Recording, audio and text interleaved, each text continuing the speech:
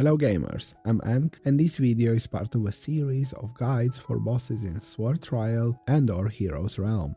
Basically, the mechanics for 5-man dungeons and 10-man raids in Where Winds Meet. I have recently started grinding the Promise Keeper title, so I have been playing with randoms, and I have noticed that the vast majority of people do not know the mechanics in this type of content, which at the very least results in a worse experience for everyone and even turns people off from this kind of content. If this is not the first video from the series you are watching, you can use the timestamps provided to skip this section with general advice, as it will repeat throughout this series. Otherwise, I have a few things to say. Because of how these bosses look and their names, sadly a lot of people assume they have the same mechanics as in solo or co-op version they probably fought against, and this is not the case. While they share design elements, like some basic skills, a lot of other mechanics are different. These mechanics are designed for multiplayer and often require cooperation of multiple players. Before we talk about the boss of this video, I have to give you a few pieces of general advice that apply for all these bosses. First and foremost, regardless of the role you play, do not ignore Mystic Arts. These are very impactful and they are only limited by vitality, which is the resource consumed to cast them. It's important not to sit at max vitality, as this will result in a loss of performance for the whole team. If you can't be bothered to look into specific Mystic Arts, just equip Dragon's Breath and spam it on cooldown, especially during mechanics that requires fast clearing or high DPS. The second piece of advice is about highlighted skills. Some skills will be highlighted with red or yellow. All red abilities can be parried, which will completely negate their damage and contribute to breaking the boss's chi bar, which once depleted will stun the boss and make the encounter considerably shorter, as bosses take increased damage when they are stunned and do not cast skills. Mechanics can even be skipped by doing this at the right time. Everyone, regardless of role, can parry those attacks. Utilizing this mechanic is how top teams get those amazing clear times. As for the yellow abilities, they can only be dodged, they cannot be parried, and they usually do substantial damage. Speaking of boss skills, before any boss casts a skill, the skill name will be displayed in the middle of the screen, giving you a few moments to prepare for it and act accordingly. Similar to highlighted abilities, the ones with the text in red can be parried, while the ones with the yellow text are inevitable unless the boss is stunned at the perfect time. If they are damaging abilities, they can only be avoided. Under the ability's name, there will usually be a short description telling you how to react to these abilities. However, these descriptions are focused on safety and not efficiency, so please keep that in mind. For example, under most red abilities, the game will advise avoiding them, such as moving away from your team if targeted, and that is all good and well, and it is how you should play. However, when playing with a pre-made experienced group, people can group up and parry those red skills to break the boss faster. Anyway, with all that out of the way, let's talk about the target of this video, the Ghostmaster boss. This fight revolves around the Sedan, the red box that you can see on the left side of the screen. Various mechanics will interact with it, and this fight will even involve multiple Sedans as it progresses. These Sedans will regularly get healed, and while they are above 85%, they will gain a damage reduction shield. It is advised to reduce their HP below 85% whenever needed. This will be a priority throughout the fight. This threshold will be displayed on their HP bars, making it easy to fulfill this requirement. But more about the Sedans and how they will interact with the fight as we progress through the video. First, let's talk about the simpler boss abilities. The first one is called Cleansing Evil.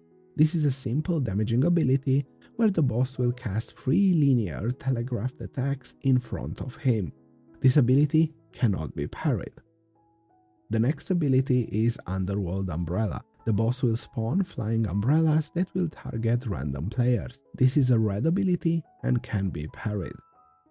The next ability is Dirge of Nine Springs and will target someone at random. This is a red ability with massive AoE. As I mentioned in the general advice section, if you are playing with randoms, it is advised to move away from your team if you are targeted. If it's with a pre-made group, probably on voice, you can try and group up and parry the ability. The next ability, Phantom Return, will have the boss return to one of the sedans on the field. He will usually choose the one with the highest HP. After he enters the sedan will start casting Lost Souls, which is simply a channeling AoE damaging ability. During this phase, healers should prepare their AoE healing to keep everyone alive. The sedan needs to be destroyed to force the boss out and stop the Lost Soul AoE. The next ability is Eternal Extinction, which will start with a recast of the Cleansing Evil skill, the free linear telegraph attacks, this time towards one of the sedans, which should be avoided. Immediately afterwards, the boss will cast a red linear attack towards the same sedan. This can be parried, and if successful, the next phase will be skipped, so everyone should try to parry this red linear ability. If this mechanic is failed, the boss will enter the sedan and start the Clanking Shackles channeling ability, which summons two ghosts to carry the sedan around, periodically smashing it into the ground and doing AoE damage, and repositioning afterwards. The ghosts need to be killed to force the boss out of the sedan. This ability can be annoying to deal with, so again, please remember to parry the Eternal Extinction ability. The next and last ability that we will need to discuss is Into the Sedan. The boss will select a random player and force them into the sedan.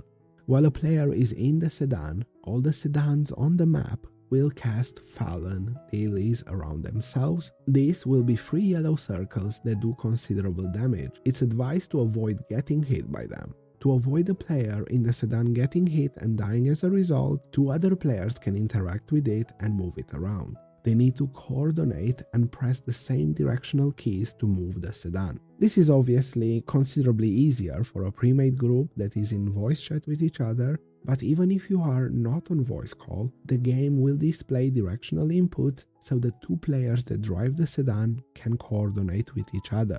A single player can also move the sedan, but this will be considerably slower and will result in the falling lilies hitting both the player in the sedan and the one trying to move it. So please don't let someone do this alone. The boss will continue to cast abilities like Cleansing Evil, Underworld Umbrella, and the Urge of the Nine Springs.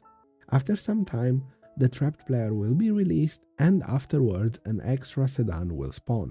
The boss will repeat all these abilities and spawn up to 3 sedans, at which point the boss will keep repeating these abilities without spawning any extra, until either the boss is dead or the players wipe. Usually, you will not reach this phase again, as the boss will die before that.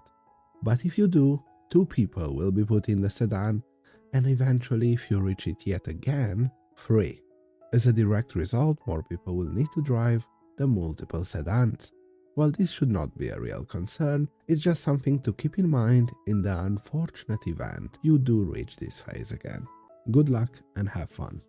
But before we end this video, I will also put on screen the challenges for boss talents. These boss talents will provide you with real performance increases, so it's ideal to do them if you can. Some of these can be also completed with AI companions, if they do not require the cooperation of AI.